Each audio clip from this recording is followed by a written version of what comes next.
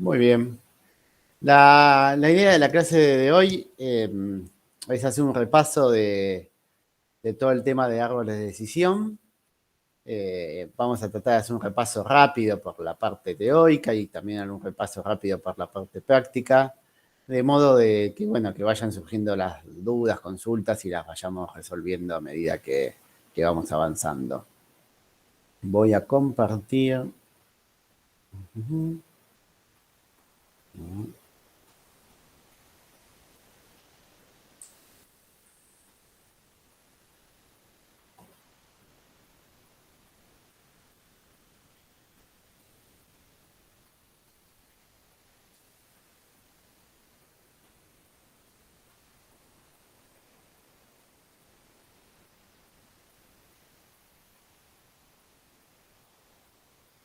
Ven ahí, ¿no? Sí.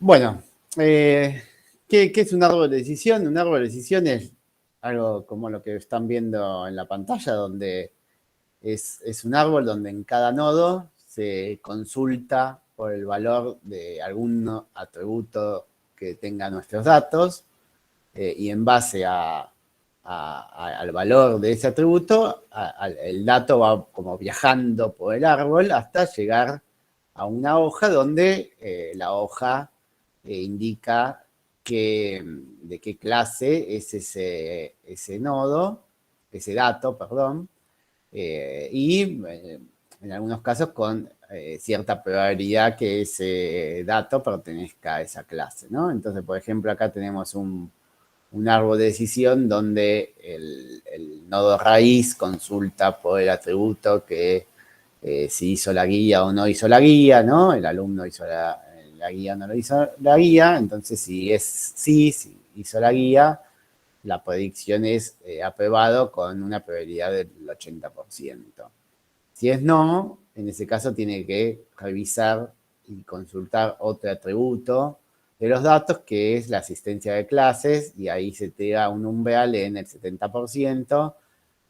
Si la asistencia es mayor al 70%, hay una probabilidad de 4 quintos de que sea aprobado, de la clase aprobado, y si la asistencia es no, hay una probabilidad, en este caso de 1, digamos, que el alumno desapruebe la materia, ¿no? Atributos, feature, sí, atributos, columna, feature, sería lo mismo, ¿no? Y, digamos, este es el concepto general de un árbol de decisión y hay distintos algoritmos digamos, con distintas peculiaridades de cómo armar el árbol, de distintas características de cómo se pueden hacer los splits o en base a qué se hacen los splits. Algunos de estos algoritmos son ID3, C4.5, C5.0 y CART. ¿Cuáles son las ventajas de los árboles de decisión? Una de las principales ventajas es que son un modelo de caja blanca, o sea, uno puede ver el árbol que se construyó después de haber entrenado, digamos, el modelo con nuestros datos, y cuando tenemos un árbol de decisión podemos realmente ver ese árbol y podemos ver, ok, en la raíz, ¿por qué atributo que se consulta?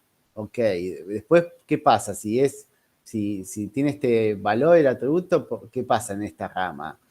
O sea, uno puede realmente entender o intentar entender por qué un dato, o sea, en realidad uno puede saber específicamente por qué un dato fue clasificado en cierta clase, ¿no? Uno viendo los árboles de decisión y viendo el dato que uno tiene, uno puede navegar el árbol de decisión y puede entender exactamente cuáles son las preguntas que se hicieron en ese dato, en ese árbol, y entender cómo fue que fue a parar a esa hoja del árbol, ¿no? Entonces esto, no todos los algoritmos es tan fácil de entender, ¿no? Por ejemplo, una red neuronal es el otro extremo, ¿no? Donde es una caja negra, donde le damos un dato, nos da una respuesta, pero entender internamente cómo se llega a ese dato es, digamos, casi imposible porque, digamos, dependiendo de la cantidad de neuronas, después lo van a ver, ¿no? Pero es prácticamente imposible entender por qué una red neuronal está dando una respuesta dada a un dato. Acá, en los árboles de decisión, es claro eso. Claro, sí, claro, obviamente. Si acá dice Ignacio que a iguales métricas es mejor que el modelo sea entendible, ¿no? Claro, si tenemos dos modelos que funcionan igual, el que puedo entender por qué me está funcionando de esa forma y por qué me está dando, digamos, una respuesta para cierto dato, bueno, es mejor, ¿no? O es más útil. Funcionan con datos numéricos o categóricos. Requieren poca preparación en general de los datos, no requieren normalización de los datos, como el split es por un corte de un umbral, no importa la escala de los datos. Tienen en general buena performance para datasets grandes y ayudan en la selección de features. Después vamos a ver que uno puede, digamos, tener como ciertas ayuditas de cuáles features pueden ser los más importantes, intentando ver, digamos, cuántos se usan en el árbol. Por ejemplo, el caso extremo, un atributo que no aparece en el árbol de decisión, quiere decir que ese atributo no es para nada importante, ¿no? Y un atributo que aparece más arriba del árbol de decisión, uno puede considerar que ese atributo es relevante para la clasificación de los datos, ¿no? Por ejemplo, en el ejemplo uno puede ver, viendo este árbol de decisión, que el atributo hizo toda la guía es un atributo importante para nuestro dataset para determinar si va a probar o no, ¿no? Entonces, esta es otra ventaja que tienen los árboles de decisión. Bueno, tiene algunas limitaciones que vienen por el hecho de, digamos, el problema de encontrar el árbol más óptimo para un set de datos es un problema de NP completo, así que lo que se trata de hacer es usar algún algoritmo que sea del tipo greedy, tratando de encontrar un óptimo local que sea lo suficientemente bueno, ¿no? Y otro problema que hay que tener cuidado es que si tenemos un árbol que lo dejamos crecer demasiado como para que termine de clasificar digamos, a nivel de dato, a cada uno de los datos en cierta clase, haciendo demasiados split, podemos generar un árbol que es muy complejo y que posiblemente nos dé un overfitting al set de entrenamiento. NP complejo es que es un problema que no podés, digamos, calcularlo. Tenés que buscar alguna solución o alguna heurística o alguna forma de buscar una buena solución, una solución óptima, sin garantizarte de que es la mejor solución posible. Por eso, digamos, cuando arman los árboles, digamos, puede ser que no sea el mejor árbol para ese set de datos, pero es uno lo suficientemente bueno, digamos, ¿no? Y esto para evitar el overfitting, lo que uno puede hacer es hacer una poda del árbol, ya sea con lo que vimos en la última pregunta, ¿no? En Kahoot, que, digamos, seteando una mínima cantidad de datos en los ojos nodas o seteando una máxima profundidad de árbol. Hay distintos hiperparámetros que uno puede determinar en el árbol de decisión para evitar que el árbol crezca demasiado y evitar, en ese caso, el overfitting. ID3. ID3 es uno de los algoritmos más clásicos de árbol de decisión, es de tipo greedy. En cada paso intenta realizar el mejor split posible en dos, o sea, un split en dos ramas, y selecciona el atributo que da la mayor ganancia de información, que la ganancia de información la calcula con un, digamos, relacionado a la entropía que da esa división, ese split. Y esto se repite recursivamente hasta construir todo el árbol.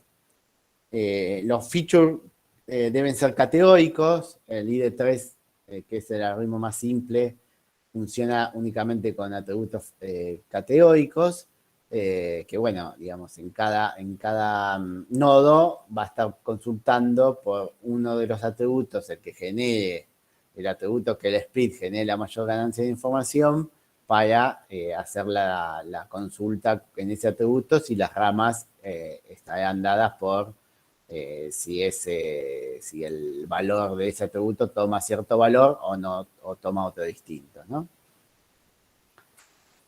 Tiene peligro de overfitting de seguir continuando las consultas, digamos, los splits hasta tener nodos hojas que tengan solo atributo de una clase, ¿no? Esto de seguir una profundidad muy alta, digamos, del árbol, y que al final por querer clasificar correctamente a todos los nodos, a todos los datos del entrenamiento, bueno, nos quedamos en un overfitting que funcione mal con datos nuevos, ¿no? El ID3 tiene el hiperparámetro que es el min bucket, que es la mínima cantidad de registro que puede tener un nodo no hoja, y con esto podemos indicarle, bueno, que digamos que en cierto momento corte y no siga creciendo el árbol para evitar overfitting. Y entonces, como cortamos, ¿no? Como cortamos los nodos hojas, lo que vamos a tener es una clase y la probabilidad que es que un dato que cae en esa hoja pertenezca a esa clase, ¿no? Volviendo al ejemplo inicial, ¿no? En la primera hoja de aprobado tenemos una probabilidad del 80% de que pertenezca a esa clase, ¿no? O sea, tenemos una clase y una probabilidad asociada en base a qué cantidad de atributos, qué cantidad de datos del set de entrenamiento quedaron correctamente clasificados en esa clase, ¿no? Esto quiere decir que hubo de 10 datos en el set de entrenamiento, hubo 2 que en realidad eran no aprobados y que caían igualmente, o sea, habían hecho la guía, ¿no? ¿Consultas hasta acá?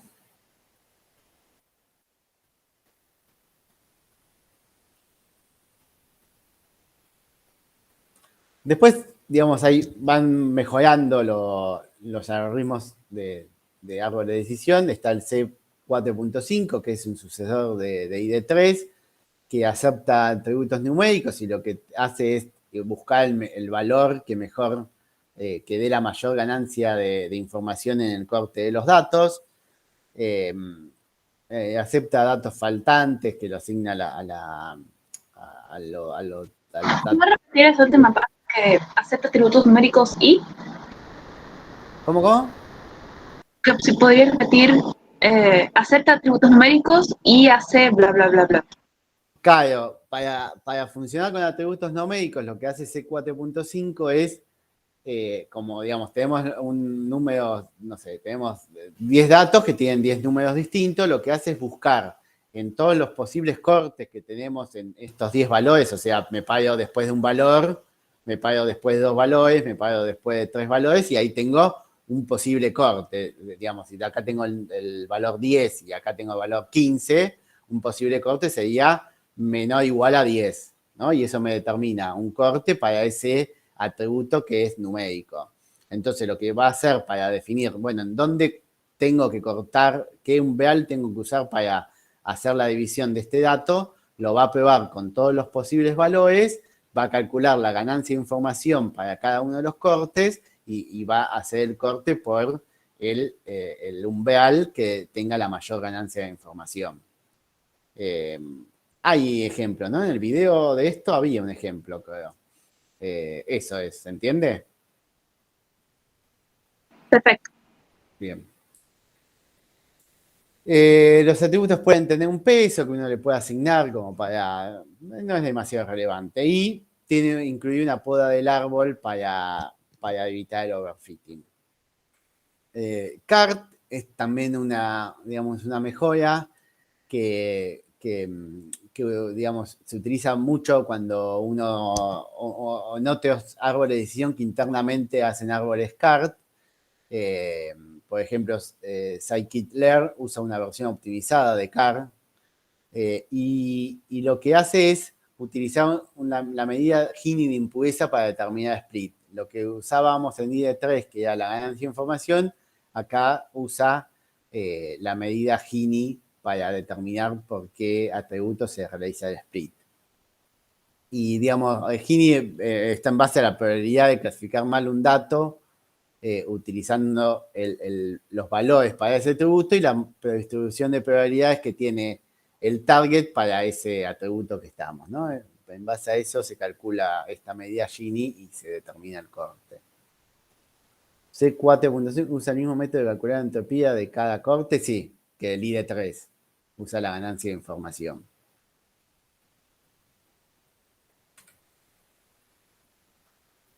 Después lo que aparece es vamos rápido porque es un repaso, ¿no? Y para que vayan saliendo dudas, ¿no? Ustedes cualquier cosa me preguntan, me pagan y vemos lo que sea necesario. Los ensambles son combinar varios modelos para dar un resultado final, ¿no? Muchas veces uno obtiene un mejor resultado haciendo un ensamble de varios modelos.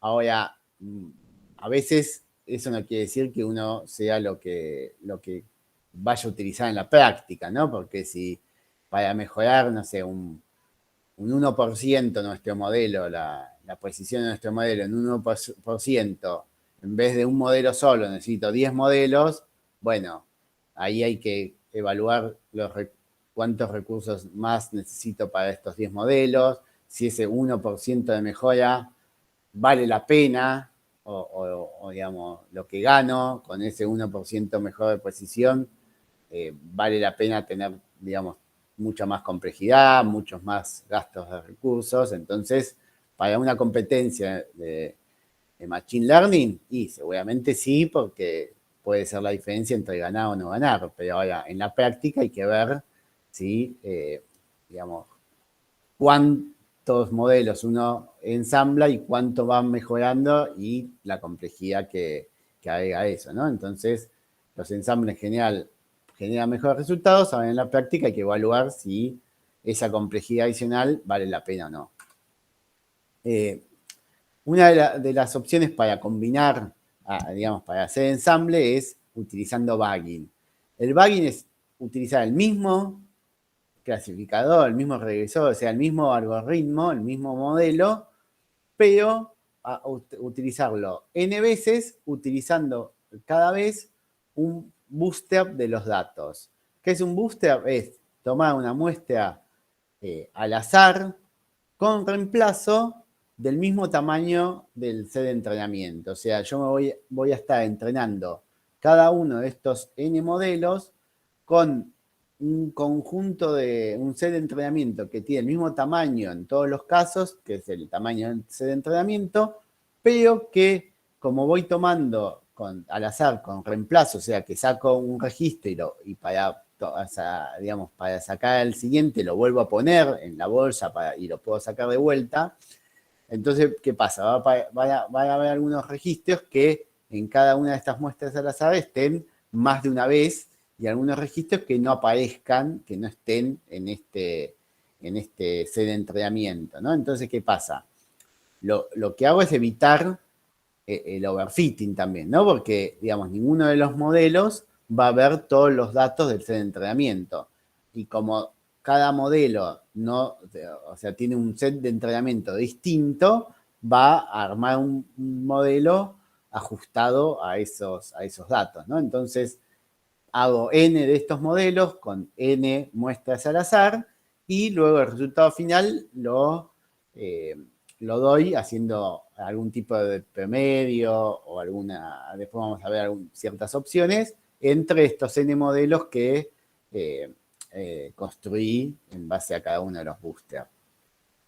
Eso es el bagging, ¿no? Acá, bueno, hay un grafiquito donde tenemos o sea, tenemos un training set, un set de entrenamiento, tomamos n muestras aleatorias con reemplazo, o sea, n bootstraps de ese set de entrenamiento, tenemos un algoritmo que es el mismo para todos los casos, y cada uno da un resultado distinto porque se construye en base a un set de entrenamiento distinto, y luego de alguna forma generan, por votos o por algún promedio, generan un resultado final. Bagging es la práctica de usar varios modelos y bootstrapping es la forma de tomar muestras. Exactamente. O sea, bagging es la forma de utilizar el mismo clasificador con n veces y cada uno de los datos que toma cada uno de estos se utiliza un bootstrap para que cada uno de los modelos se construya con un set de entrenamiento distinto. Perfecto. Acá se puede ver un ejemplo que está bueno, este ejemplo de bagging, donde se ve cómo clasificando, digamos, cómo utilizando 3 modelos distintos y que dan el resultado final por votos, uno puede ver cómo el resultado final es mucho mejor que cada uno de los anteriores, ¿no? Entonces vemos que el primer ejemplo, ¿no? Tenemos un clasificador que es muy simple, que es por un umbral, ¿no? Por un umbral me divide los casos positivos y los casos negativos, ¿no? Acá serían las clases que queremos clasificar, es la clase positiva y la clase negativa. Entonces acá tenemos un D1 del atributo X, digamos, donde menor a D1 lo clasifica como positivo, mayor a D1 lo clasifica como negativo, ¿no? Y acá vemos que hay 3 datos que lo clasifican mal, ¿no? Después vemos que el segundo modelo hace el corte por el valor de 2 y lo que sea mayor a D2 es negativo, lo que sea menor a D2 es positivo. Acá vemos que quedan 3 negativos mal clasificados. Y después el tercero lo que hace un corte es por el eje Y, con D3, todo lo que sea menor a D3 es positivo, todo lo que sea mayor a D3 es negativo, y acá vemos que queda un negativo mal clasificado acá como positivo y quedan 2 positivos mal clasificados como negativos, ¿no? Y entonces después lo que define el resultado final, que es la cajita de acá abajo, que es por votación, ¿no? A este dato, lo vota como positivo, a este dato lo vota como positivo, a este dato, lo vota negativo. Entonces, como son 2 votos positivos contra un negativo, este dato queda clasificado como positivo. Y así para todos los demás datos, se clasifica con el que tenga más votos, o en este caso el que tenga 2 o más votos. La clasificación final se ve que es, para el set de este entrenamiento es perfecta, ¿no? Los datos que quedan más clasificados en alguno de los modelos, acá por los votos quedan bien clasificados, ¿no? Entonces ahí se ve cómo combinando 3 modelos que son simples, digamos que estos podrían ser árboles muy poco profundos, luego al combinarlos tengo un resultado bastante bueno, ¿no? Una duda. Sí. Entiendo la idea de este ejemplo, lo que no entiendo es qué tanto de esto es este algoritmo que está usando para los votos y para llegar a esa intersección, digamos, final, esa área final. No sé si es inherentemente parte del bagging o es del ejemplo particular como una forma de decir, combinando los resultados, eso tiene un mejor resultado. O sea, no sé cómo Claro. se ve el algoritmo en general. O sea, en el bagging lo que haces o sea, ensamblar varios algoritmos que después vos los combinás de alguna forma, digamos, es libre la forma de cómo los combinás. Digamos. Entonces vos podrías combinarlo con votos, podrías combinarlo,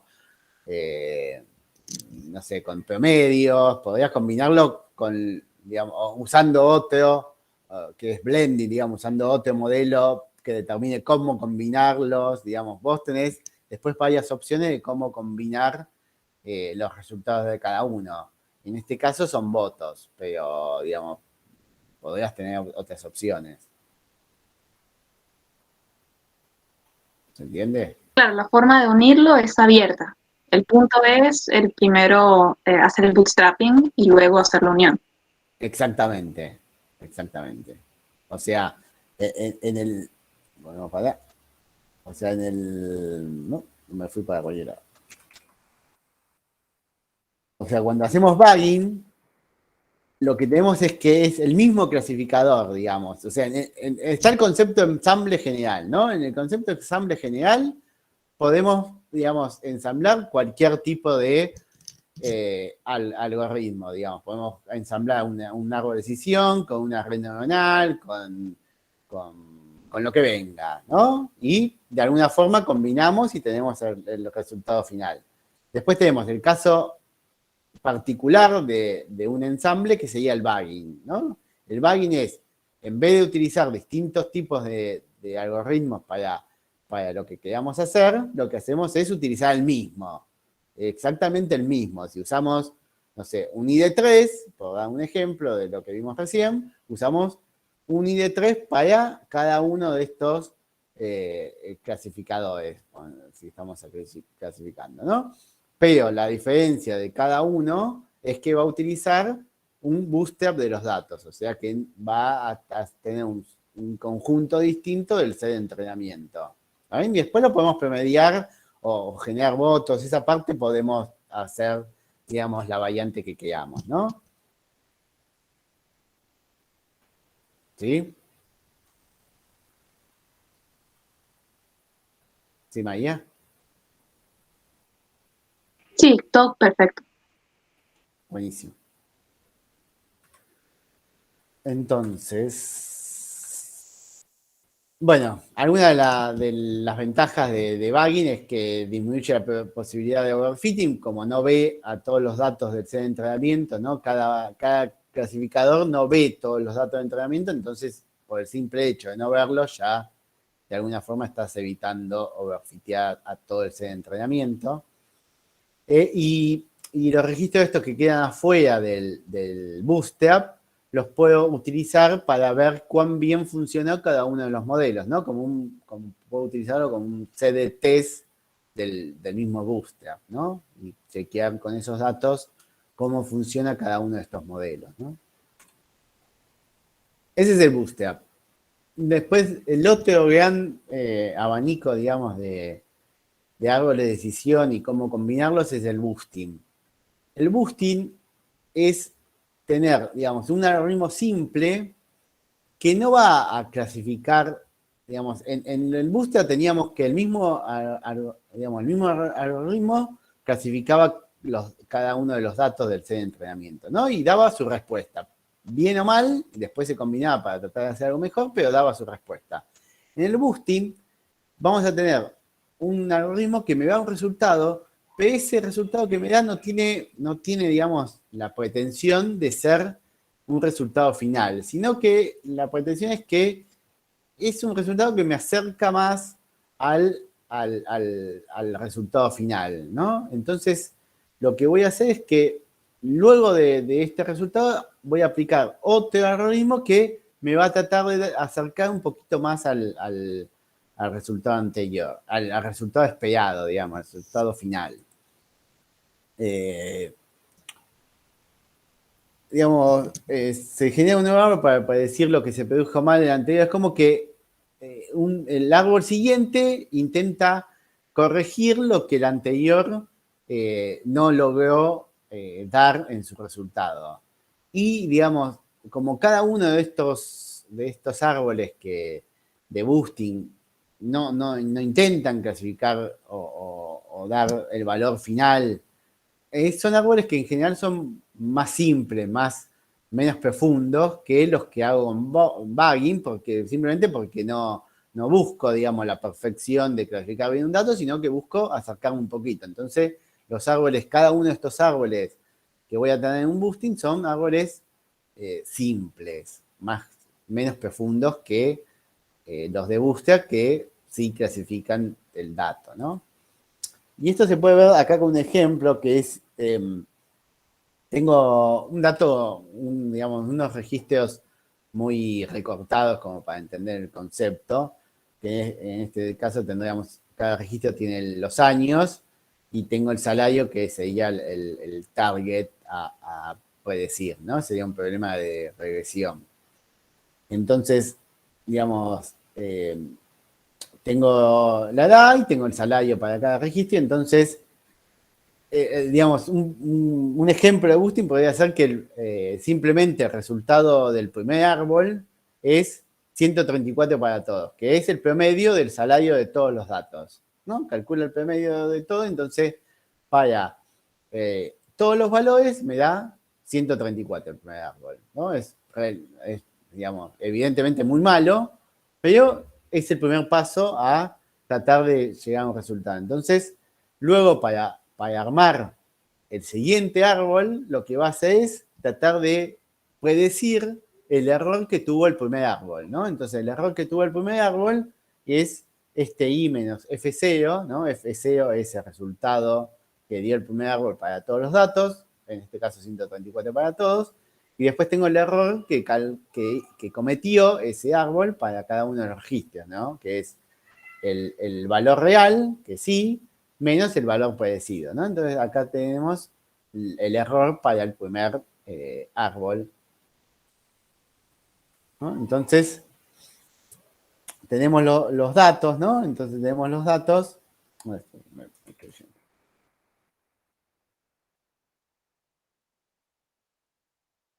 ¿No? Acá tengo el error que cometí, ¿no? El error que cometí. Esto sería el segundo paso, ¿no? Acá, el error que cometí, ¿no? Para cada uno de los datos. Y entonces lo que voy a tratar es de encontrar acá, lo que hace es encontrar el corte donde para cada uno de los datos que quedan en cada uno de los cortes, me vuelva a dar el promedio del error que cometió. Pues acá lo vamos a ver en la tablita mejor, ¿no? Entonces tengo para los datos, para estos datos, ¿no? Que todos eran un error negativo, va a predecir este segundo árbol el promedio del error para esos datos. O sea, el promedio de error para estos 4 datos es menos 38,25, ¿no? Entonces, para estos datos va a predecir esto. Y para los otros datos va a predecir el promedio de error que dio en estos datos, que fue 25,50, ¿no? Entonces, el error, digamos, el valor final que va a dar la combinación de estos dos árboles va a ser el 134 primero más el valor que da el segundo árbol. O sea, en este caso sería 134 menos 38,25. Y este es el valor que da luego de estos primeros dos árboles, ¿no? Y esto, digamos, se va encadenando con más árboles, tratando de cada uno, ¿no? Acá voy a volver a calcular el error para cada uno de los datos y volvería a tratar de buscar el split que haga para tratar de ir acercándome de a poquito al valor correcto en cada uno de los datos. ¿Se entiende el concepto de boosting? Acá dice Alejo, es como que van achicando el intervalo, ¿no? En esto no entendí bien. O sea,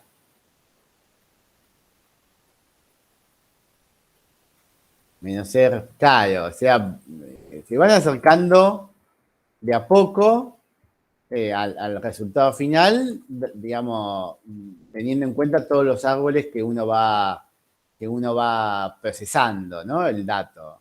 Pero digamos, es totalmente distinto a Bagging, donde es un solo árbol que ya me da el resultado final. Acá es, digamos, el primer árbol es el que me da 134 para todos, después tengo este árbol que me da menos 38,25 para algunos, para x menor o igual a 3, y 20, ¿no? ¿Se entiende? O sea, es un árbol que me da el resultado final contra muchos árboles que me terminan dando el resultado final.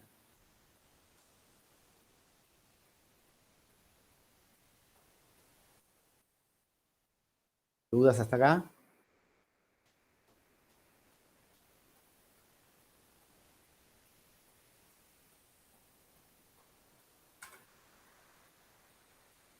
Después hay algunas opciones de cómo combinar los ensambles. Esta sería como la que vimos en el ejemplo esto de los boxes esos por voto mayoritario, sería una opción donde cada clasificador da un voto y la clase final se se determina por la clase que tenga más votos. Es importante notar que cuanto más heterogéneos, en este caso sean los modelos, más ganancia vamos a tener al final en la clasificación final. ¿Por qué, digamos? Porque, digamos, si utilizamos, no sé, 3 clasificadores, pero los 3 clasificadores siempre clasifican a los mismos datos en la misma clase, bueno, no estamos ganando nada al final, clasificando 3 veces el mismo dato y que cada uno de los 3 clasificadores da siempre el mismo resultado. No ganamos nada en hacerlo con 3 clasificadores en ese dato. En cambio, si tenemos clasificadores que son distintos, que cada uno, algunos datos, un clasificador lo clasifica en una clase, otro lo clasifica en otra clase y otro en otra, ahí es cuando podemos llegar a ganar, si tiene sentido, ¿no? Si hay clasificadores que clasifican cualquier cosa, no vamos a ganar nada, pero si hay clasificadores que para algunos datos funcionan mejor que otros, en el resultado final, como tenemos más varianza, más heterogeneidad entre los clasificadores, en el resultado final es cuando vamos a realmente ganar en precisión, ¿no? Acá hay 2 ejemplitos que muestran, digamos, o que quieren mostrar esto que estoy tratando de explicar, ¿no?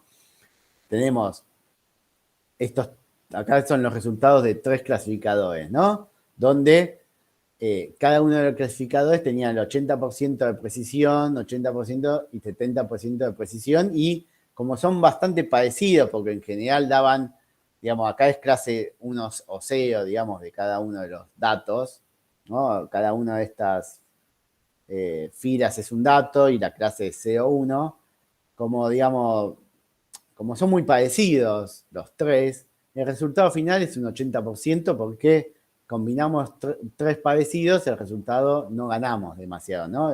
Tenemos lo mismo que hubiésemos tenido usando un solo de este clasificador nada más, ¿no? En cambio acá tenemos 3 clasificadores que en principio parecerían peores que los anteriores, ¿no? Porque tenemos uno que es el 80% de precisión, otro del 70% y otro del 60%, ¿no? Pero al combinarlo, como son bastante distintos entre sí las clasificaciones, el resultado que logramos es de un 90%, o sea, logramos clasificar mejor que con los otros que parecían de antemano mejores, ¿no? Entonces, digamos, la varianza o cuán distintos sean los clasificadores que combinamos, nos va a dar mayor ganancia en el resultado final o no. ¿Se entiende esto? Sí. Genial. Otra opción es hacer un promedio de resultado de varios clasificadores. También podemos hacerlo con regresión o clasificación, ¿no? Con clases o probabilidades podemos tener, digamos, si tenemos clasificación, podemos tomar un promedio de las probabilidades que nos dan cada clasificador y da un resultado final. Igual que con regresión hacer un promedio de los valores que nos dé cada modelo. Blending es esto de tener un modelo adicional que es el que determina cómo se combinan los resultados de cada uno de los modelos. Sería un metamodelo, ¿no? Sería un modelo que lo construimos para determinar cómo se combinan los modelos que estamos utilizando, ¿no? Bueno, tenemos que separar una porción de nuestro set de entrenamiento justamente para entrenar este metamodelo. Y bueno, y este metamodelo podría ser también, dependiendo del caso, un modelo totalmente distinto a quizás a los modelos que utilizamos para el trabajo original que tenemos, ¿no? Y bueno, y el modelo digamos, o sea, al final lo que tenemos es cada uno de los modelos que nos da un resultado, eso lo toma como entrada el metamodelo y el metamodelo da el resultado final.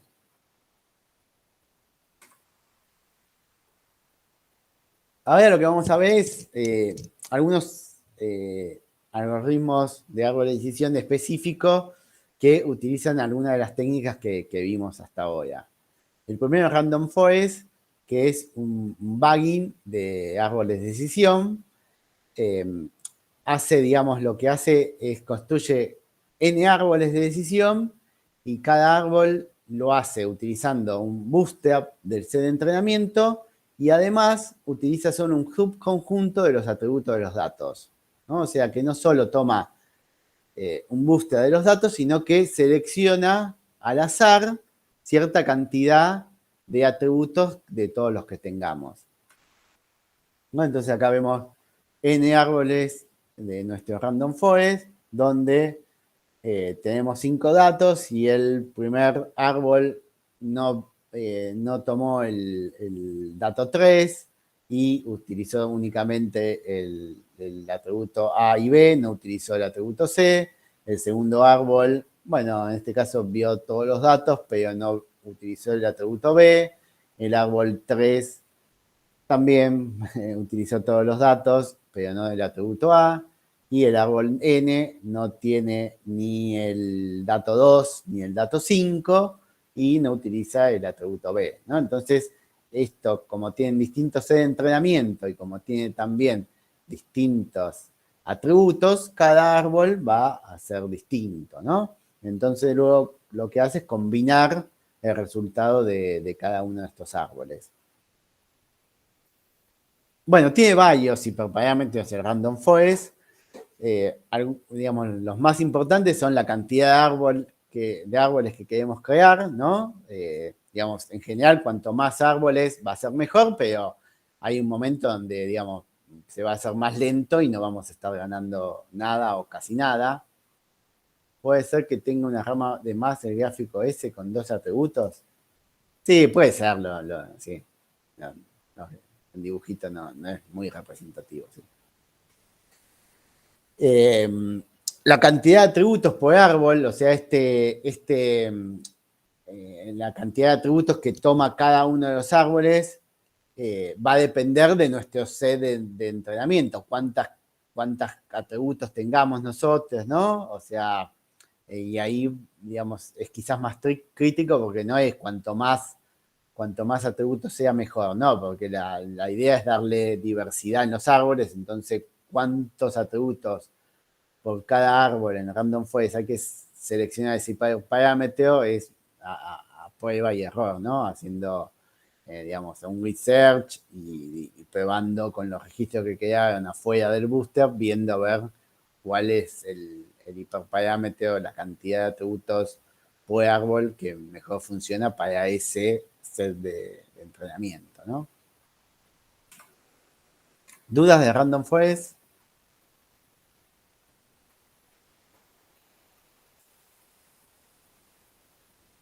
Random Forest es un ejemplo de bagging.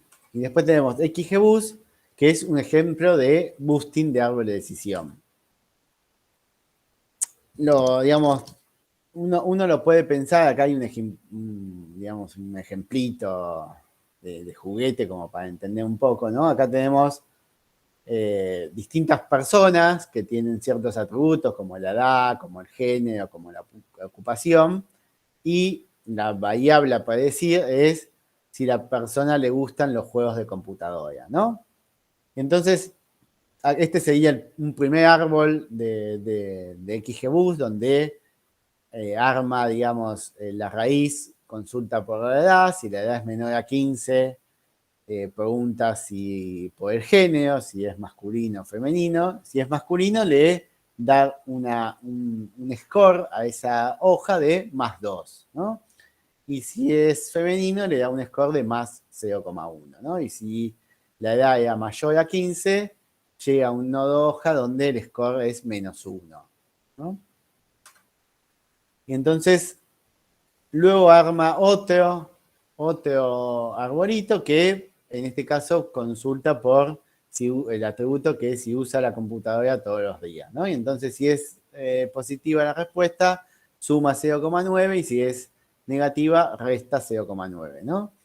Y acá vemos, ¿no?, los datos que quedan en cada una de las hojas. Y entonces, luego, para hacer la predicción de un dato, lo que va a hacer es la sumatoria de todos los árboles que haya construido, ¿no? Entonces, para poder decir que, digamos, qué valor le da al nenito ¿no? Calcula cuánto tiene el valor, el score en el primer árbol y el score en el segundo árbol, y en este caso sería 2,9, ¿no?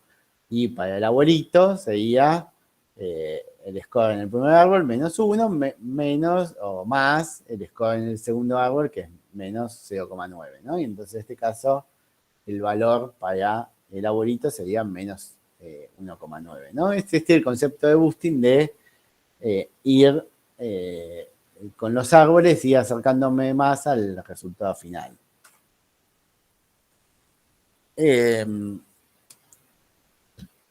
Hay mucho más detalle, en los videos está más explicado. La idea acá es hacer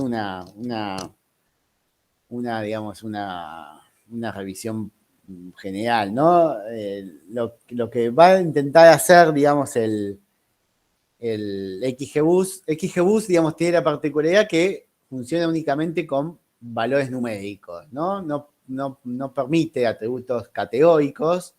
Los atributos categóricos los tengo que encodiar de alguna forma, veremos la clase que viene varias formas, para convertirlos en números, ¿no? Entonces, en principio solo funciona con atributos numéricos, ¿no? Cualquier atributo categórico lo tengo que convertir en numérico. Y lo que va a hacer es ordenar los valores del atributo y buscar el split de mayor ganancia. Esto es similar a lo que vimos antes con el C4.5, ¿no? Que dijimos acepta valores numéricos y busca el split que genere la mayor ganancia de información. Sería acá utiliza la ganancia Gini, ¿no? Es otra fórmula, pero digamos el concepto es el mismo, es buscar el corte que me da el mejor split para ese nodo, ¿no? Y también lo que tiene XGBoost es un factor de regularización que lo que trata es lo que comentábamos en la clase pasada, ¿no? Esto de no solo tener en cuenta cuán bien o mal funciona digamos, el modelo, sino es tener son dos valores, son dos factores de regularización que uno puede toquetearlos también con hiperparámetros, cuánto afectan o no al resultado final, ¿no? Pero son dos factores de regularización que están en la fórmula final digamos, del error, que es el que XGBoost intenta optimizar y, digamos, minimizar, ¿no? Digamos, el XGBoost lo que va a tratar es minimizar esta fórmula, que una parte de la fórmula es el error en la predicción y otra parte de la fórmula está relacionada con la complejidad de los árboles que estamos construyendo.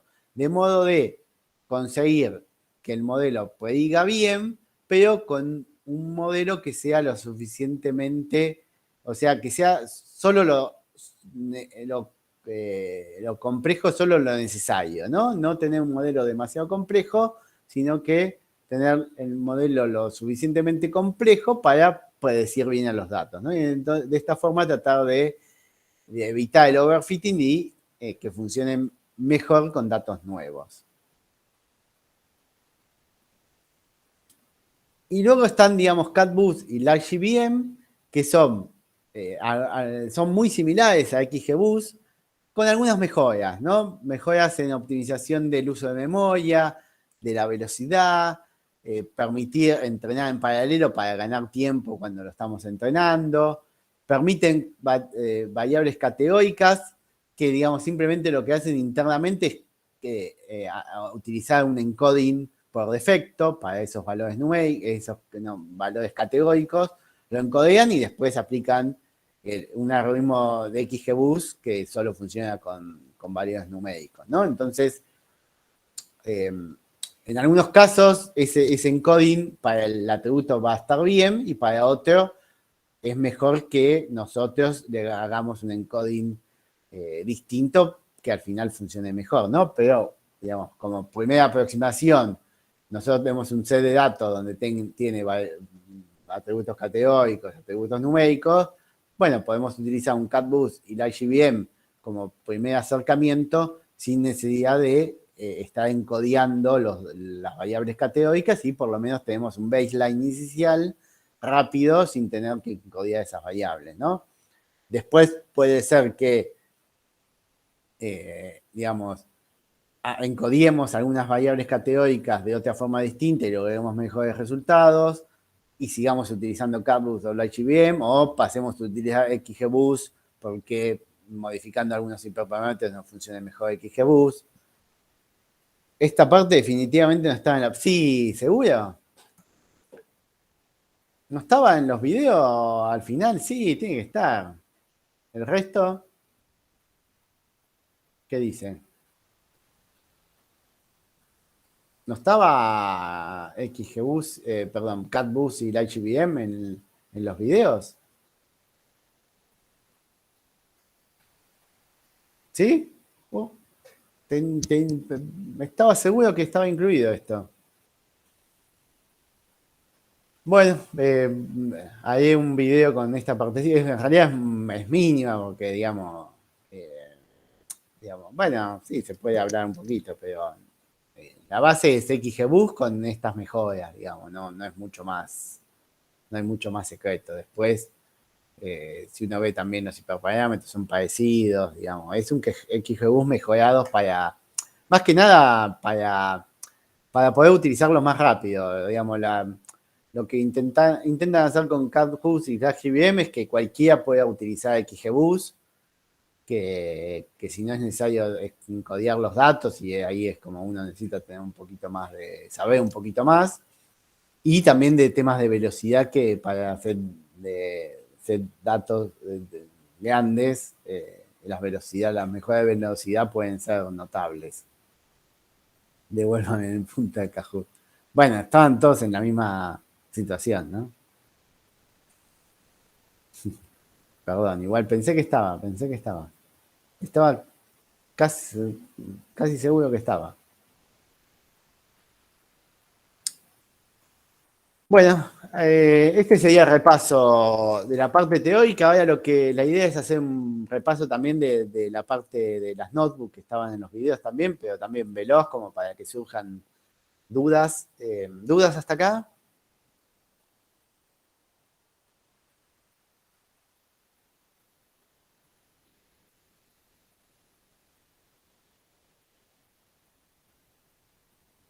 Bien. Voy a dejar de compartir esto.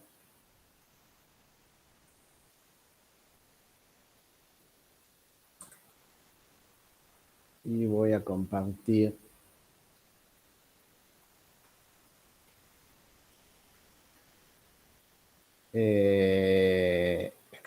Extreme Boosting, Extreme Gradient Boosting. Exactamente. Esa.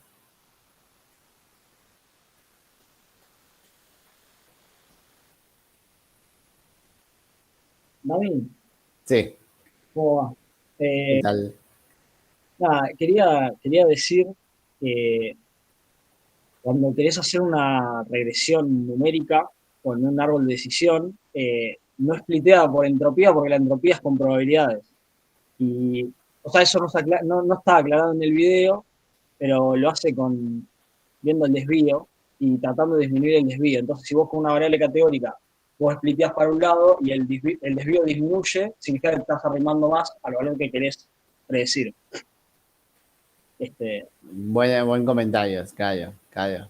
Si estás trabajando con regresión, ¿no?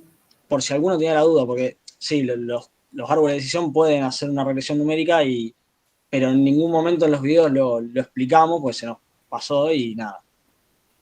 Que vos con una variable categórica ponés que vos querés predecir los metros cuadrados de una vivienda. Entonces por ahí que tenés la variable categórica que es capital provincia, ¿no? Entonces, en capital la media, ponele los metros cuadrados de un departamento son 50 o ponele 45, y en provincia ya una vivienda tiene 60, 70, ponele. Entonces, ¿qué pasa? En provincia, la varianza respecto del 70 va a ser menor, digamos, que si vos agarrás todos los datos juntos, porque si vos agarrás todos los datos juntos vas a tener muchas casas en provincia de 70 y muchas viviendas en provincia de 70 y muchas viviendas en capital de 50. Entonces va a tener mucha varianza de datos, va a tener muchos datos sobre los 50, muchos sobre los 70. Si vos dividís en el medio, vas a tener más tirando a la media de la provincia y más tirando a la media de la capital. Entonces, con ese feature capital-provincia, ponele un binario, disminuirías la varianza del resultado que estás queriendo predecir. No sé si se entiende, capaz me explico mal, pero Sí, la cosa. está perfecto. O sea, lo mismo podría hacer con un atributo, digamos, no sé, no sé, que tenga, no sé, que tenga balcón o no tenga balcón un departamento que te cambie el precio, entonces eso te da la varianza menor de que, bueno, si tiene balcón, el departamento es más caro, por decir algo, ¿no? Claro.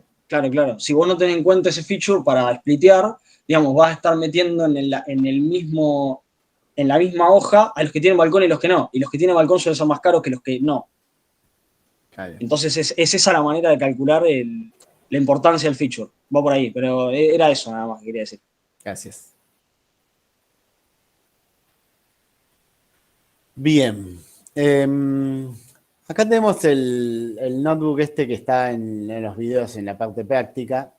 Y la idea es repasarlo un poco como para que surjan también dudas. Acá se usa un set de propiedades de Boston que está en sklearn. Es muy simple, un set muy, muy chiquito. Lo tenemos. Donde tenemos los datos. Son 506 registros y tienen 13 atributos cada uno. ¿No? Es muy chiquitito. Y tenemos acá, estos son los atributos que tenemos. Acá tenemos una descripción de cada uno de los atributos. Cream es el rey de la tasa de homicidio, la tasa de crímenes, sería de la ciudad en donde está esa propiedad. ZN, la proporción de zona residencial para lotes de mayor a 25 metros. Acá tenemos la explicación de cada uno de los atributos, ¿no? Que eran 13 atributos, que son todos numéricos, ¿no? Son todos numéricos los atributos, así que podemos utilizarlos sin problema en los árboles estos que vamos a construir, ¿no? Entonces tenemos, acá vamos a ver las primeras 5 rows, las primeras 5 filas, ¿no? Acá tenemos los primeros 5 registros, ¿ves? Vemos todos son numéricos, todos tienen valor, no hay nulos, es todo feliz como para no tener que digamos, perder tiempo en tareas de limpieza de los datos. Y bueno, acá lo que vamos a hacer es separar la variable target, ponerla en la columna price, ¿no? Acá son 506 valores, no tenemos ningún nulo, son todos números. Bueno, podemos ver información estadísticas.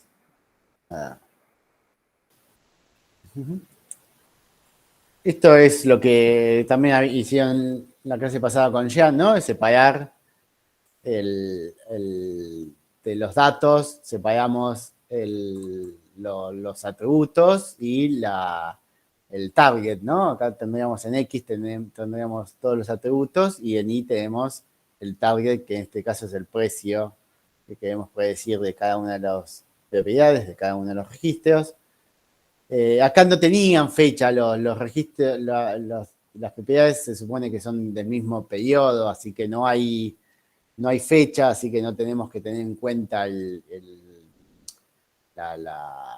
digamos, de cuándo es cada una de estas ventas o precios, sino que serían del todo, claro, no hay viajes temporales porque no hay una variable, un atributo que sea fecha de publicación o fecha de venta, así que consideramos que son todos del mismo periodo de tiempo, así que podemos hacer una división al azar, aleatoria, sin problemas de generar viajes temporales, ¿no? Como decía Alejo. Usamos el train test split, ¿no? Y ahí separamos en una porción para train y otra porción para testing. Y bueno, acá tenemos algunos de los hiperparámetros que tenemos en Random Forest. Son algunos, porque si se meten en las librerías y ven, van a ver que hay más. Y después cuando veamos XGBoost tiene decenas de hiperparámetros.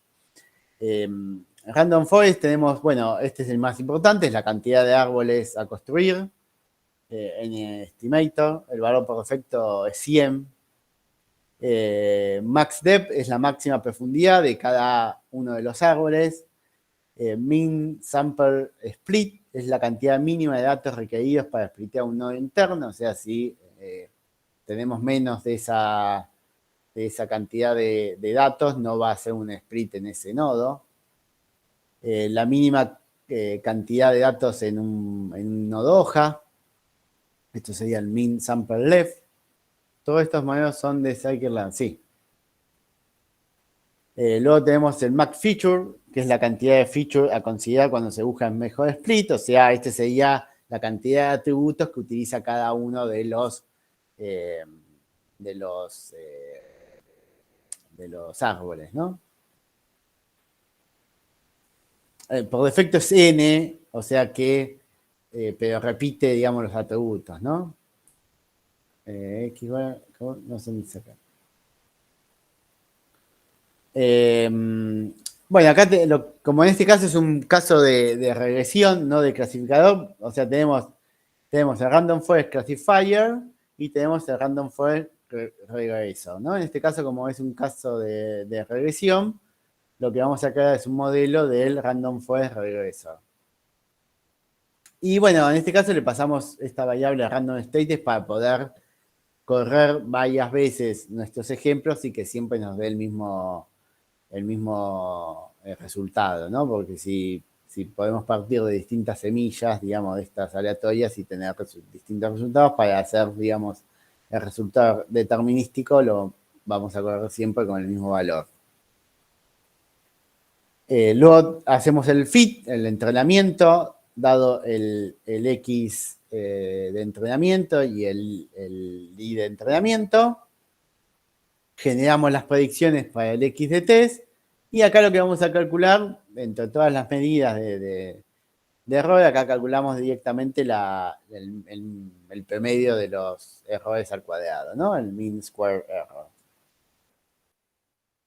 Y aquí entonces acá tenemos el random forest con los valores por defecto, sin tocar ninguno de los hiperparámetros, nos dio un error promedio de 4.149109. En esta parte no entendí por qué le hacíamos la raíz cuadrada a la medida del error. No, es de una medida de error. Podríamos utilizar otra medida de error, no, digamos. Elegimos esta, podríamos haber utilizado alguna otra. Dami. Sí. O sea, sí, la raíz cuadrada es por un tema de mantener la escala con el resultado, o sea, con el target. Digamos, porque si vos lo dejás solo con el cuadrado, vos al elevar todo el cuadrado, el error no es proporcional al target. Claro, la raíz cuadrada es como un módulo. Claro, exactamente. Es equivalente a tomar el módulo de los errores y que el resultado que te da tenga alguna relación con la variable, puede decir que en este caso sea el precio, digamos. Sí, mantiene la escala. Si calculamos el cuadrado, esto nos daría el cuadrado de el error que estemos cometiendo en promedio para cada una de las predicciones, ¿no? Sí, es lo mismo usar el valor absoluto, sí. Usar el promedio del valor absoluto sería lo mismo, sí. O sea, sería equivalente.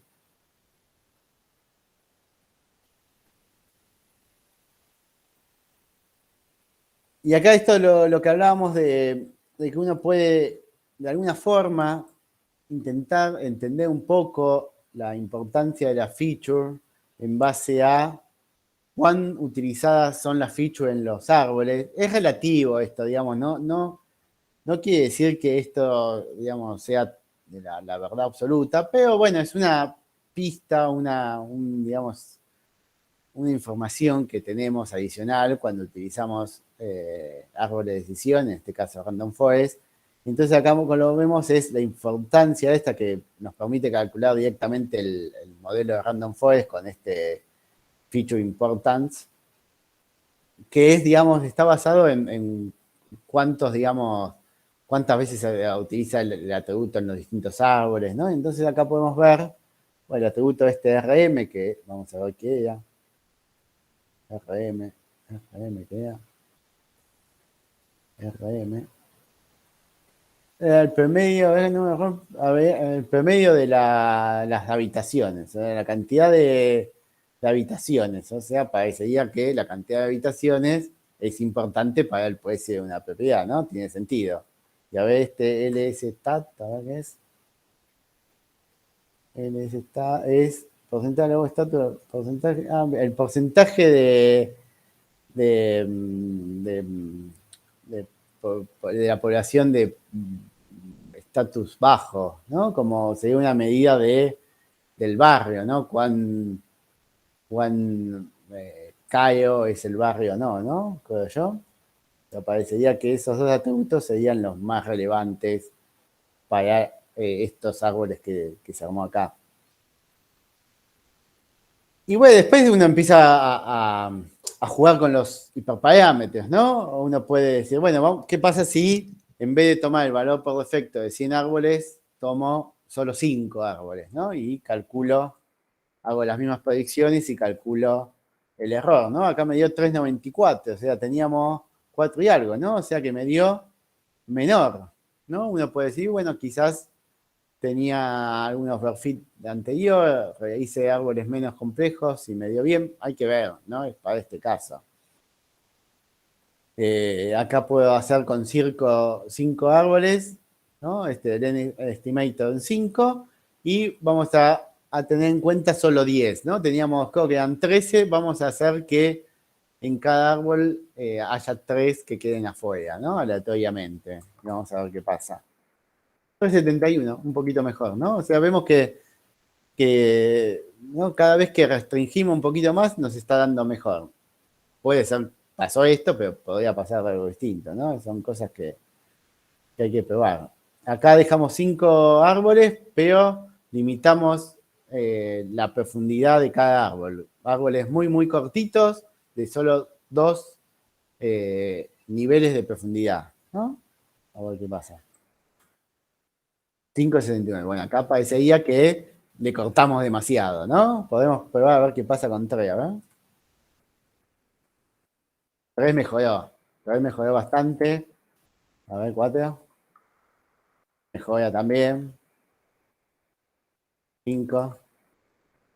Mejoró, ¿no? Era 3,72, a ver. Me perdí el número. 3,69, 3,75, 3,69 creo que era.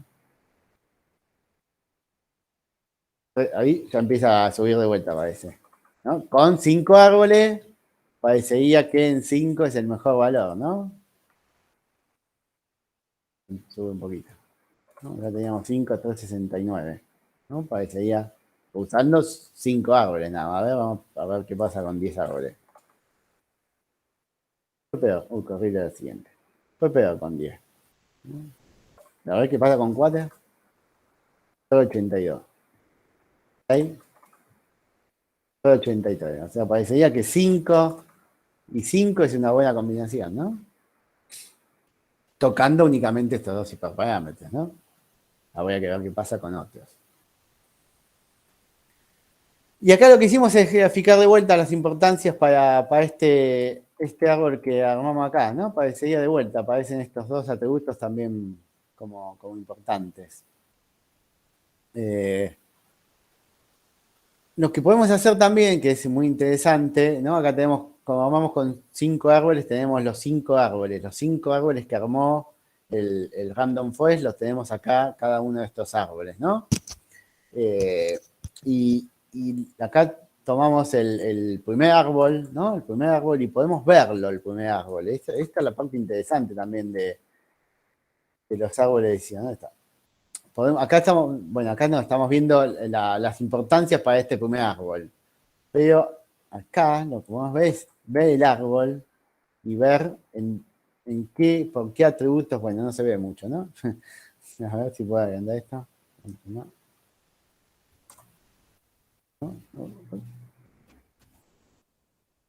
Bueno, tendríamos que a ver si podemos cambiar el DPI.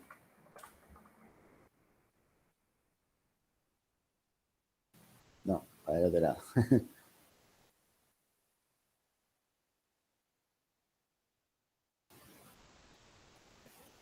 Sigue siendo...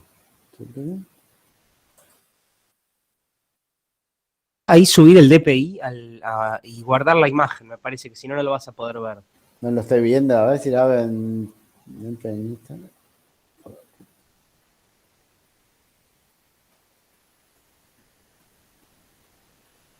No. Voy a decir guardar la... Sí, no, pero ahí hiciste bien arrastrando. Pero ponele DPI, mandalo a 1000, ponele una cosa así loca, a ver si así se ve algo. Porque el texto está quedando diminuto. Capaz que se rompe el notebook. Igual abajo tengo otros árboles que se ven mejor igual. Como que... y a ver si le veo el tamaño. Bueno, igual abajo tenemos árboles que se ven mejor. Bueno, acá vemos, se ven, digamos, en qué atributo hace el split, ¿no? Ahora lo vamos a ver. Mira, a ver. Acá, mira, entrenando y prediciendo con un solo árbol. Bueno, este es un caso extremo, no tiene mucho sentido. ¿Dónde estaba? ¿Por qué? No, para XGBoost tenía los árboles que se veían mejor. Bueno.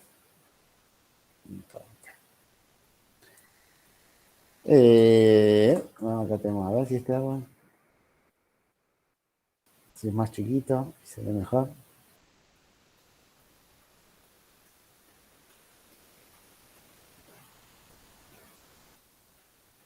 Está dando este.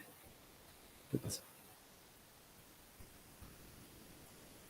Uf, un desastre total este. Demasiado. Bueno, digamos, si lo podemos mostrar en un tamaño adecuado, uno puede analizar el árbol y entender por qué está clasificando ciertos datos en cierta clase y sí, hay de XGBoost que después generan en gráficos vectoriales, están muy buenos porque tienen una resolución muy buena, sí.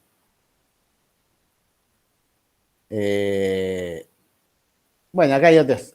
Acá son pruebas, ¿no? Pruebas con distintos hiperparámetros, ¿no? Un solo árbol y 20 datos como mínimo para hacer el split, 576. Digamos, es probando, ¿no? Acá la idea era jugar un poquito con los hiperparámetros y ver cómo van cambiando los resultados, ¿no? Que acá, ¿no? Que probamos que nos dio con 5, ¿no? Este fue acá que fuimos probando distinto, ¿no? Que con solo 5 árboles y con una profundidad máxima de 5, parecería que es de los mejores resultados, ¿no? Porque si acá subimos, no sé, a 50, vamos a probar dándole mucho más, ¿no? Digamos, nos da más error con mucho más árboles, o sea, con un modelo bastante simple de solo 5 árboles, tenemos parecería un mejor resultado que utilizando una cantidad gigante de árboles. A veces uno, capaz que, no sé, tenés que 500 árboles, ¿no? Pero acá no empeora, ¿no? Pero bueno, eso es dependiente de los datos, ¿no? Y del problema que estamos resolviendo, ¿no? Como siempre, el tema de los hiperparámetros es difícil de antemano saber qué hiperparámetros van a funcionar bien para nuestro caso. Sí, Alejo. Que ponele ahora a nosotros nos dio bien con 5. Sí. Y ponele que le ponemos 100 y nos da mal. ¿Puede ser que si le pongan más de 100 nos dé mejor? Es raro, podría ser, sí, podrías probar, sí, podrías, capaz que, digamos, es raro. En general, si vas viendo que va empeorando, es raro que en algún momento mejore demasiado, pero podría ser, digamos, no sé, a ver, ya ¿Sabés qué? No, justo. Acabo de mandar a nuestro Telegram de docentes y acabo de leer de un apunte de Stanford que le estaba diciendo a Nacho, ese fenómeno no lo conocía hasta hace una hora, me leíste la mente, Alejo. Se llama, porque estoy viendo cómo puedo darle vuelta al tema de overfitting, se llama double descent.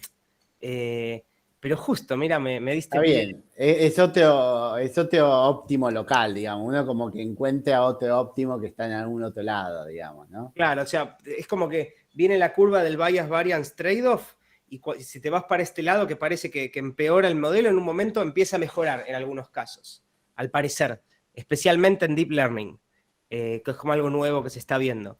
Ahí tenés un artículo de OpenAI especial en el LP. Nada, eso, me tuve que saltar porque justo lo mandé al grupo de Genial. Telegram emocionado. Genial, gracias. Eso, digamos, bueno, digamos, puede pasar, no es tan común, pero puede pasar, sí. Y después tenemos algunos ejemplitos con los mismos datos usando un XGBoost, ¿no? XGBoost tiene decenas de hiperparámetros. Hay un montón de hiperparámetros, está en la documentación, lo pueden ver.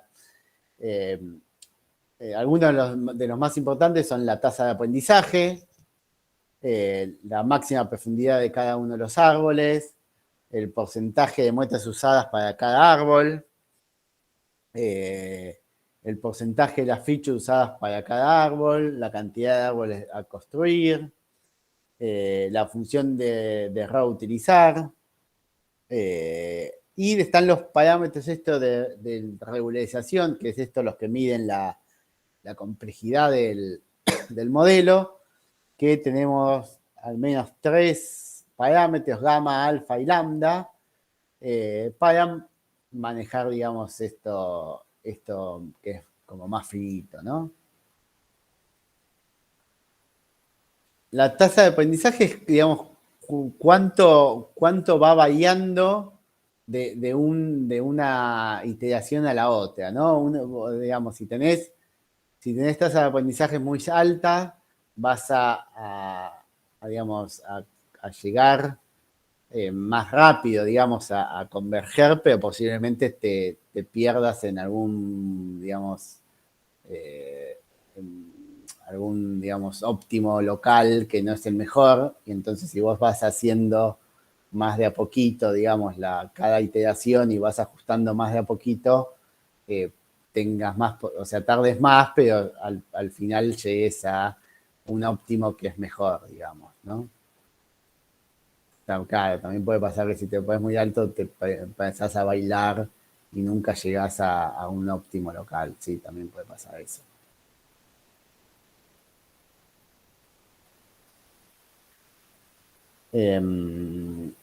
Bueno, acá quedamos de vuelta. Como tenemos un problema de regresión, tenemos el XGBoost Regressor, después tenemos también el XGB Classificator. Bueno, acá le seteamos la función objetivo, utilizamos de vuelta acá el error cuadrático, ¿no? Tenemos la cantidad de call sample pre, acá teníamos el porcentaje de feature usada para cada uno, o sea, solo usamos el 0,3% de los atributos, creo que eran 13, así que estamos usando más o menos 4 atributos para cada uno de los árboles. Tomamos un learning rate de 0,1, la máxima profundidad de cada uno de los árboles lo tomamos como 5, el factor de regularización alfa lo seteamos en 10 y vamos a crear 10 árboles.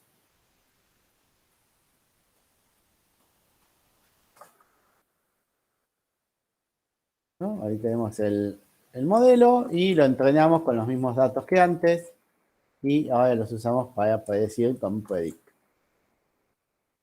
Calculamos el error así del primer 10, o sea, por ahora viene ganando el random forest, ¿no? Vamos a ver qué pasa si tomamos ahora, en vez de 10 árboles, ¿no? 10 árboles habíamos hecho, vamos a utilizar 100 árboles. Con los mismos hiperparámetros anteriores, y bueno, y acá vemos cómo mejoró mucho, 385 y era 369, ¿no? El que habíamos conseguido mejor con Random Forest. O sea que acá, utilizando, digamos, en Random Forest usamos 5 árboles y nos dio el mejor resultado. Acá estamos usando 100 árboles para lograr por ahora el mejor resultado. ¿Qué pasa si cambiamos la profundidad máxima? ¿No? Teníamos 5 y ¿qué pasa con 4? 370, mejoró un poquito. A ver si ponemos 3. 387. Volvió, empeoró, parecería. A ver, vamos a ver. 2, 4, 1. Estamos. Teníamos acá el 5, a ver, un 6. 89, bastante bien ahí. Tenemos, bueno, no, ¿cómo es? El 4 sí, es un poquito. Acá, el 4 parece que el 4 es mejor. Por ahí seguía que el 4 con los otros valores. ¿Y qué pasa si tocamos este? A ver, vamos a darle un poquito más de atributos para cada árbol. Estamos haciendo a mano, ¿no? Esto acá uno podría hacer un git search, un random search, 390. Ya me perdí cuál era mejor. 03. Ahí, ¿no? Este me parece que es de lo mejorcito. 370 y es muy parecido, ¿no? 369, está casi lo mismo que el Random Forest. Dummy Search. A ojo, es a ojo Search. Bueno, acá lo que podemos hacer también es un cross validation con el método CB del XGB, que tenemos, digamos, hiperparámetros para el CB, que es, bueno, la cantidad de false, la cantidad de divisiones que hacemos de los datos para el cross validation, ¿no? Los false. La cantidad de árboles a construir en cada uno, que es o sea, esto es, en vez de llamar directamente al construir un modelo regressor, utilizamos el CB y le pasamos los parámetros al CB. Y entonces directamente me hace un XGBoost con los hiperparámetros que le pasemos y haciendo el cross validation al mismo tiempo, ¿no? Hace todo de uno. Entonces acá le definimos estos hiperparámetros. Acá lo que hacemos es pasarlo porque el CB te baja con los datos estos en una D-matrix. Es digamos, un tipo de datos numéricos que después funciona rápido para hacer, digamos, las operaciones de XGBoost. Y bueno, y acá hacemos el CB. Acá lo que dijimos que trabaje con 3 false, haga 50 iteraciones. El early stop es que si luego de 10 iteraciones no va mejorando, ¿no? Como está haciendo cross validation, tiene el conjunto de validación, y si luego de 10 iteraciones no mejoró el error, corta, aunque no haya llegado a las 50 iteraciones que nosotros le marcamos como máxima. Es como para no estar procesando si no tenemos mejoras.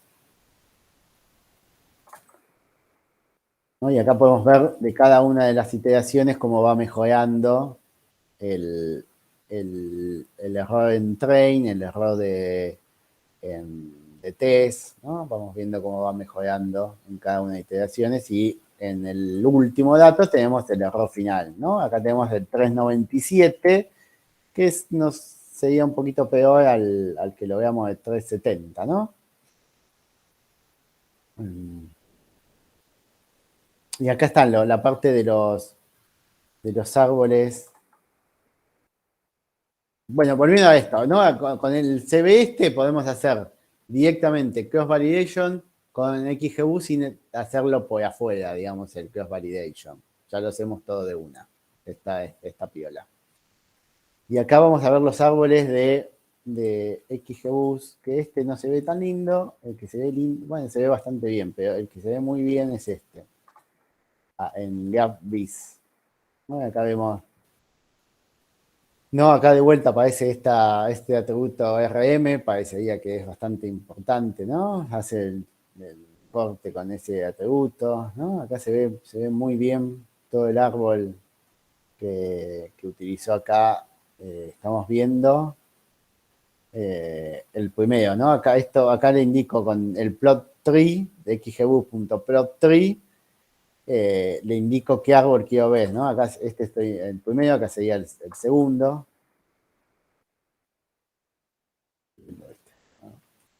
¿No? Y ahí puedo ver todos los árboles que me va a ir armando, ¿no? Acá tengo, mira, el segundo pregunta por el atributo Nox. Así puedo ver cada uno de los árboles que fue armando XGBoost para ese set. Utilizó el PT ratio. Y de vuelta, digamos, como teníamos para Random Forest, tenemos una medida de importancia, digamos. Siempre hay que tomarlo con pinzas esto, ¿no? No es nada definitivo, pero bueno, acá puedo ver, digamos, la importancia en base a XGBoost para los atributos. En general es un poco más útil la de Random Forest, pero bueno, eso te da pista que uno puede tener de los datos, ¿no? Acá lo veo para este modelo de XGBoost. ¿Preguntas hasta acá? ¿Dudas? Ahí dice, yes, missing no puede hacer también yes, no, missing, yes, no. Missing, el de los árboles, ¿no? Acá, claro. Claro, el missing lo está tirando para este lado. Digamos, el missing, por alguna razón, lo está tirando para el sí.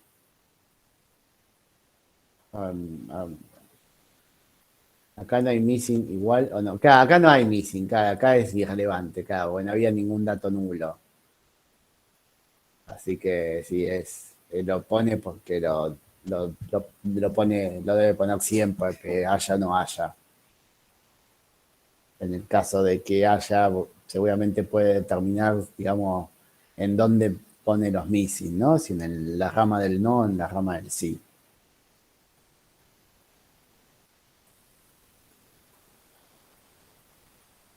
¿Dudas hasta acá?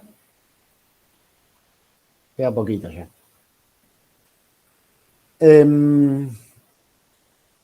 Bueno, acá hay lo mismo ejemplo con LightGBM, ¿no? LightGBM es un XGBoost mejorado. Acá lo cargamos de las librerías de LightGBM. Bueno, esto es lo que decíamos, que maneja las variables categóricas, hace una variante de target code, y eso lo van a ver en la clase que viene, ¿no? Pero bueno, lo importante es que uno le da atributos categóricos y funciona porque internamente los mapea a un número, ¿no? Bueno, también tiene muchos hiperparámetros similares a los de XGBoost, más algunos más que permiten indicarle, por ejemplo, cuáles son las variables categóricas por las dudas, ¿no? Uno le dice, estas son las variables categóricas, estas en Codiala. Y después son parecidas a las de XGBoost. Entonces acá tengo el IGBM con algunos parámetros definidos, el número de hoja, el learning rate, la fracción de los atributos para utilizar, la función objetivo.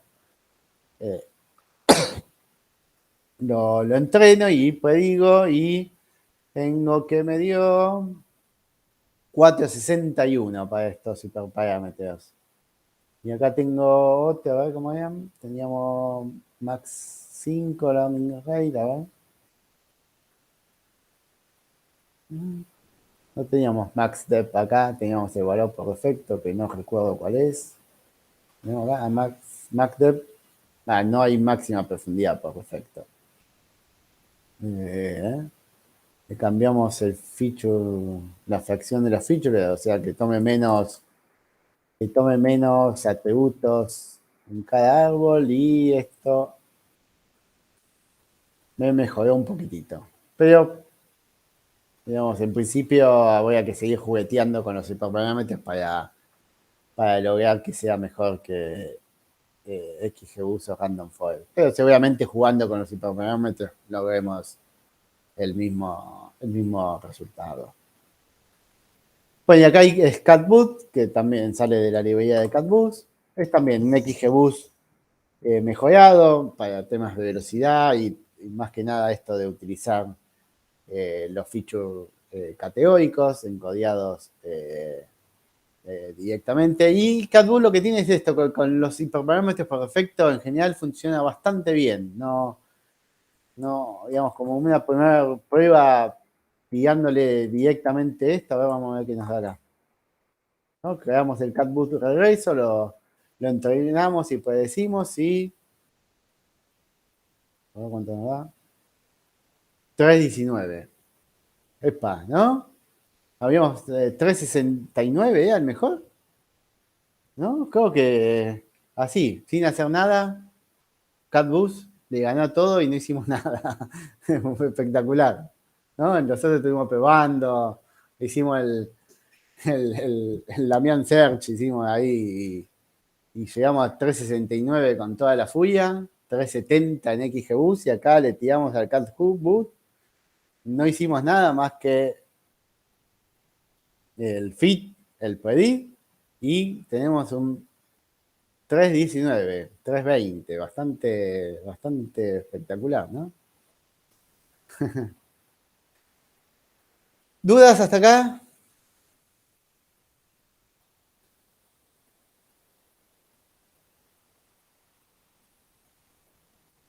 Tengo algo que hice hace un rato, más temprano, que agarré la regresión que hizo Jean la clase pasada. Esta regresión, tengo permiso acá de escritura. No importa, vamos a confiar en Jean. Y probé qué pasaba haciendo con estos mismos datos, haciéndolo con XGBoost o CatBoost o alguno de estos. Y no fue bien. La verdad que fue sorprendente. En general, digamos, XGBoost o CatBoost o alguno de estos, digamos, o LightGBM, alguno de los tres, son de lo mejorcito en general, ¿no? Random Forest un poco más atrás, ¿no? Necesito el archivo este.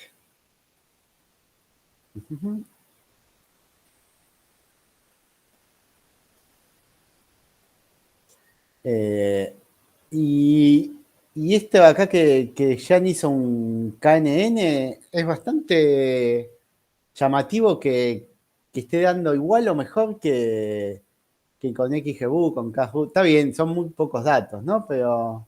Pero bueno, lo podemos hacer acá para totales en 5 minutos como mucho. Vamos a darle un run all. No, acá tenemos todo lo que hizo Jan la clase pasada, que eligió algunos atributos para no tener problemas, eran atributos numéricos nada más. Separó el target, separó en test, validación y training. Y bueno, acá calculó con KNN y tuvo acá un error de 0,33, ¿no? 0,33 en validación y 0,32 en test, ¿no?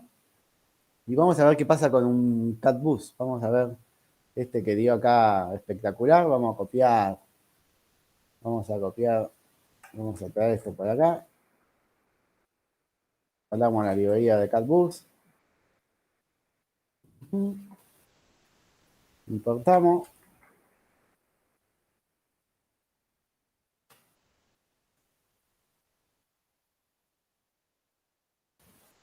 Y vamos a pegar esto nomás. Ya está, bien. Creo que acá estaba con X minúscula. Y aquí vamos a ponerle este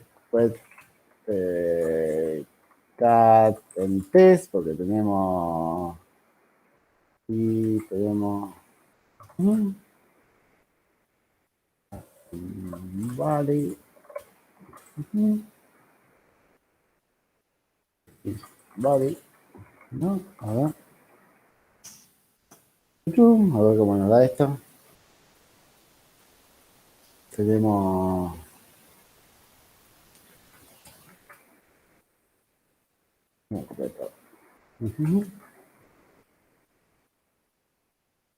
¿no? Pet cat valid, ¿no? Y ahí tenemos el error en validación, 033, 03344, 03344, un poquitito mejor, casi nada. Y a ver, en test, a ver qué pasa en test.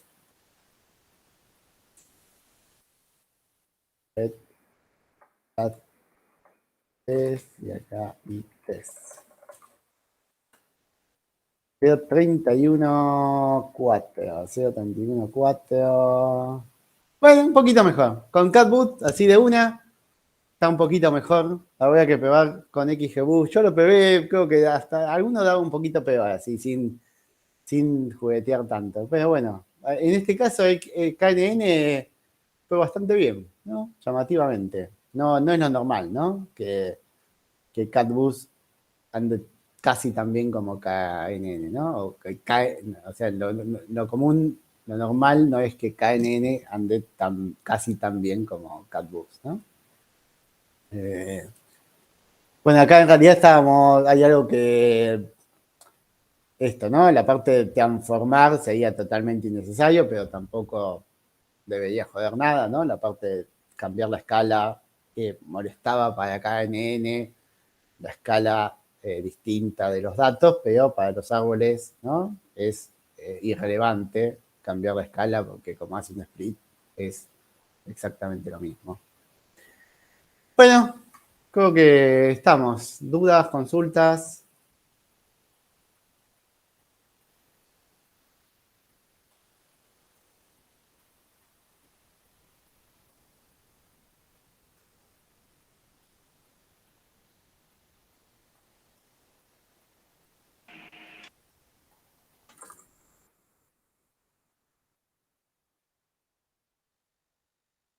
Bueno, muy bien. Nos vemos el jueves. Saludos. Hasta el jueves.